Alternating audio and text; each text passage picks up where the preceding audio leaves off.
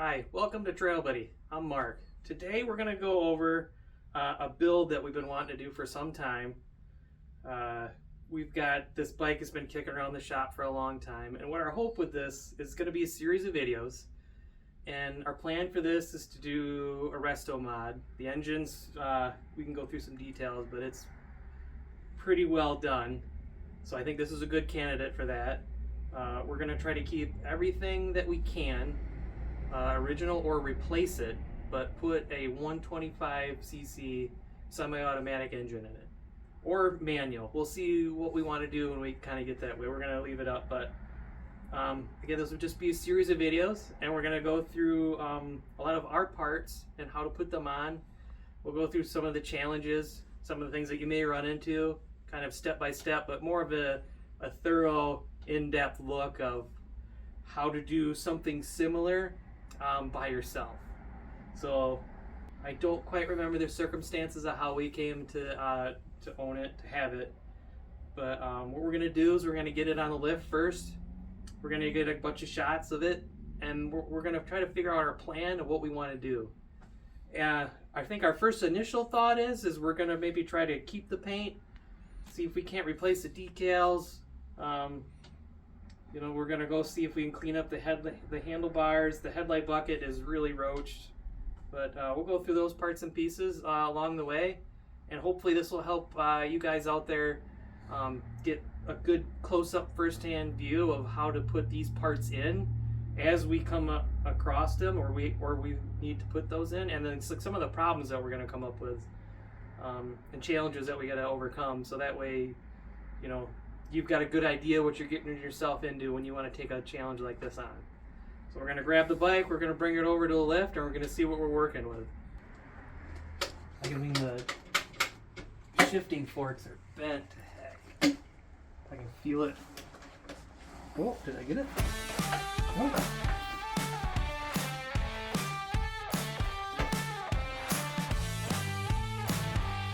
Nice if I had a lever.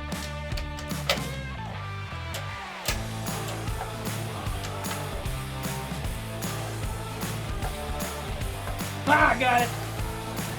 Alright, good.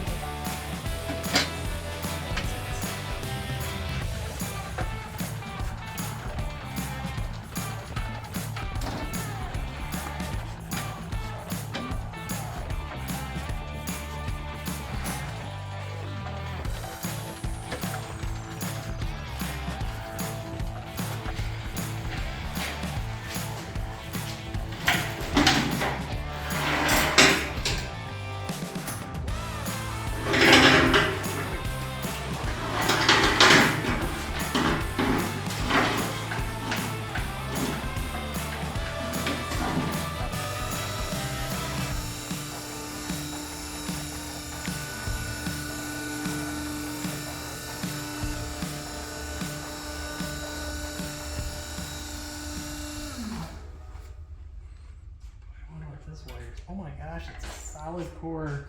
This is like a home wire.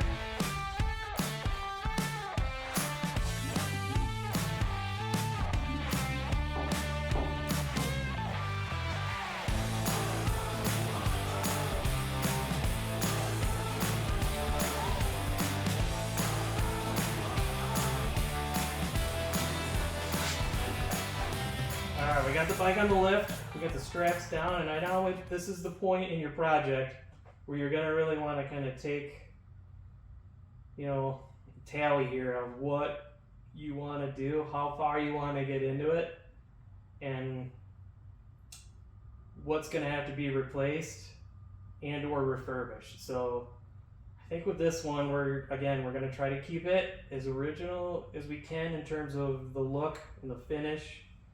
So we'll go walk around and look through. We'll see if there's got, you're going to want to see if the steering stem is busted off. You're going to look for broken bolts. You're going to look for, sometimes they rust out here quite a bit, mainly on the other side, because if it sits outside and it's on the kickstand, the left-hand side of the bike tends to rust through.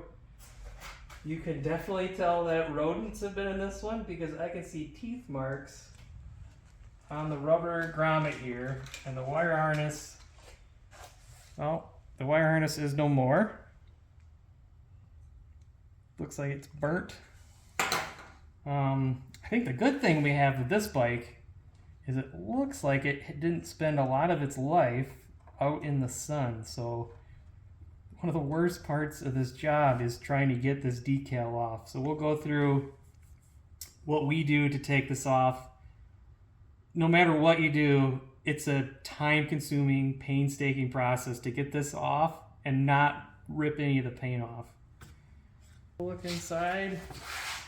I pulled out the tank a few minutes ago. It looks like the tank's still good. You want to check out your on outlet and your reserve. You want to make sure that they're not cracked or pinched shut. Sometimes people will put a hose clamp on here and just pinch the crap out of them, and it'll close that off. You want to make sure that you're getting good flow.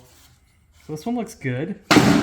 Inside here, it is really rusty, but not terrible. It's got really heavy, I'll call it surface rust. But I think what we'll do is we'll start shooting it down with some penetrating oil, and some of the fasteners, especially the seat latch, looks real bad. I think what we can do maybe is maybe we'll tape everything off and we'll spray paint in here. Maybe we'll just do a black just to cover that rust, to stop it and to keep it from going anywhere else. Everywhere else there's no cracking. This side looks really good, the paint. There's some obvious wear and tear, but I think that'll look cool.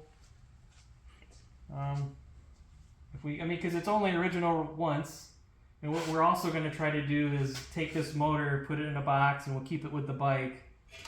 Unfortunately, it's cracked here on the side. That's got the VIN motor number on it, where you can actually see the CT70H. And this one, when we got it, looks like the Woodruff key is still, it's missing it depends if it's a Hitachi flywheel and stator plate or Mitsubishi, depending on which one it is. Some of them are like impossible to find. Like I said, we'll just take this, put this in a box, keep it with the bike. The front fender looks pretty good. Not all bent up. Obviously we're missing the rear fender and the taillight mount, or taillight bracket, license plate mount, but I think we can find one of those. Rims aren't all rotted out. You're going to want to look for, on the other side, if the bike sits on the kickstand, usually water gathers in those pools, and that's where it'll rust. I don't know if we talked about it before, but the steering stop, you want to make sure that that's still on there and straight. What happens is if a kid takes a real bad or a big kid takes a tumble, this tends to crack clean off. And the welds look good. I think this paint is really not too bad. There's obviously crud from it sitting, and the decals are all cut into, but we'll try to overlay. And it really doesn't look like there's a lot of shadow. Well, maybe right here there's a little bit of shadowing in the paint below. Well, this sticker is actually coming off really nicely. The toughest part you got is here's a good example. So when we go to put the replacement decal on, you can kind of see the color difference to where the UV's faded this candy color and down here it's darker, but you can obviously see that it's more faded on the top and it gets dark as the bottom. So maybe as we're lining it up, we'll make sure we try to cover this as much as we can. So I think for this bike, what we're going to have to really do is we're just going to have to just tear it all down into 100 pieces and clean out that inside, try to work out as much rust as we can, get a good sealer in there, and then we'll buff out I think what we'll first do is we'll buff out and try to clean the original candy just to make sure that it's still a level that we want, and we'll make the call then if we're going to try to repaint it or not. But the majority of it looks, I don't think there's anything wrong with a bike that looks like it's been used. There's light little scratches. There's not really any heavy rust. I think this will be a fun one to keep an original paint job on. You know, it's crazy to see too the original candy paint on how much it varies. I mean, you got a little bit where you're working with that some of it's faded, like on the top, but I can obviously see that these fork assemblies are darker than the body. So even when Honda was doing them back in the day, they were probably really shooting these through the assembly line. Headlight bucket is broken. Our speedometer is still good. Our cable's still here. So hopefully that means all the guts inside are good. Looks like we're missing our lever. So I think all in all, we're not doing too bad. Another spot you want to watch, you know, we'll clean this up, but often you'll see a crack here from, that's just a lot of stress. So this thing really took a big tumble. What you'd see is a crack here or on the other side. But these look good. The handlebars aren't actually too bad except for this left-hand side. This one, they almost always bend here. Right where the wires run through, there's supposed to be a grommet there. The right side looks really pretty straight. We've got a whole box of these upstairs, so maybe we get lucky and we'll find one. Typically these things are touching. That's not how they are supposed to be parallel with one another, but throughout the years, if it, you know, a kid gets on it, somebody gets on it, lays it over, these just tend to just bend because there's really nothing holding them together. Looks like our throttle assembly is, oh, that's nice in there. That's some crusty old grease. I think we did find the original key for it inside here. And that does feels like it's working. Problem with some of this stuff though is you got to be a little careful because these wires, the rubber gets real brittle. And it does look like somebody's got a makeshift plug on here. So we'll check the wiring. You don't want to go through this whole process because to get this out, you got to take the gas tank out. I mean, in the wire harness to really do it right. So we're going to want to test this on the bench to make sure that it works before we put it in here, you know, just to try to use the original. It is kind of cool because it does have the original Honda key on it, you know, so that's fun stuff to keep if you can. And depending on the wire harness that we're going to use, you may or may not be able to use this. We're going to try to use what we call a tandem harness. So that really only works as if you replace the original harness and you run this one alongside of it tandemly, where the tandem harness has all the CDI, the voltage regulator, everything in it that runs the aftermarket engine. And then the replacement wire harness will plug into your original key switch and all your switches, your headlight, tail light. If you were gonna do blinkers, these bikes never came with blinkers, but if you wanted to do blinkers, you're probably better off not doing the tandem option. But I think for this one, we could probably show both. We can install a tandem, you know, original harness with that tandem harness, and we could also put in, you know, our replacement harness for it, for the aftermarket, our simple harness. We'll show the part number for that one on the screen, but looks like we really just need to find a headlight bucket, a left lever. So far, the seat pan is kind of fun. This is what they look like after everybody picks them up over the years with the seat pan. If you ever go to move a bike, you never want to try to pick it up by the actual seat itself.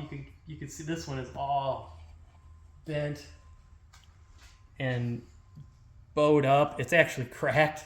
So this is not a good candidate for, I mean, you could go through, I suppose, and take the time to try to straighten this pan out, but it is really bad. So we'll probably have to put one of our aftermarket seats on here. Maybe we can find an old pan and recover it, but our aftermarket seat's really pretty close. And as we take it down, we'll make our tally. But again, too, this is where, when you're looking for a project and you're you're assessing what you want to do, you really want to kind of go for your skill level. Not to say that you don't want to push yourself, that you don't want to like get yourself to the next level. I mean, that's what this is about. One thing to remember is try not to get frustrated. You may have to take the bike apart and put it together a couple times to get it right if it's not something that you do all the time, but it's fun to learn. You know, figure out it as you go. There's a lot of good forum groups on Facebook where you can ask questions. And you know, this video itself, hopefully this will help people from making mistakes so they don't have to take stuff apart after putting it together. But that's the hobby. If that's not kind of what you're into, I would say, then it's, you know, probably best off to kind of get yourself one that's already been done or a new bike. But if you want to challenge yourself and you want to try to have a project, it's fun. I really enjoy it, and it can be a good time. You just got to know that, especially when we're doing the resto mod where we're putting the different engine in, you're mixing and matching parts and pieces. We do our best to try to make sure it's as painless as possible. So we'll go through our harnesses or options and what to choose.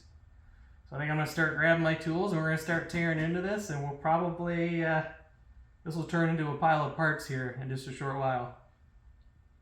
Okay, so the first thing we're going to do, one of the most important, is you want to get yourself a good box. We got a tub here to put all of our parts in as we take them apart.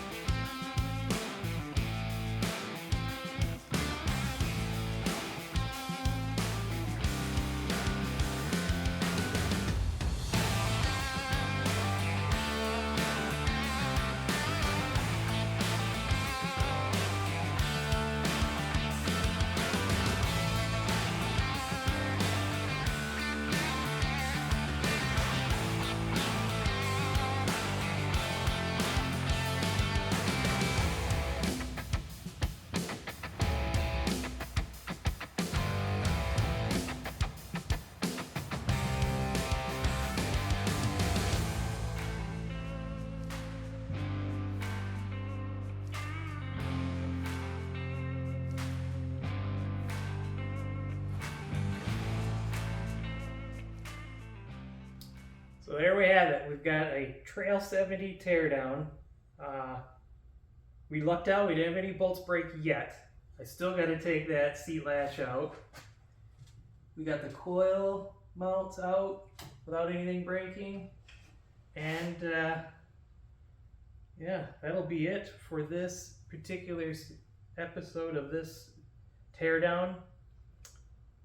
We've got a pretty good counting of the parts here. We're going to make a list of what we think we need to get, what we can, and we're going to go over each one, and we're going to see what we can clean up, what we can salvage, and what we got to start hunting down. Luckily, I know where there's a good place to get parts, and that's mytrailbuddy.com.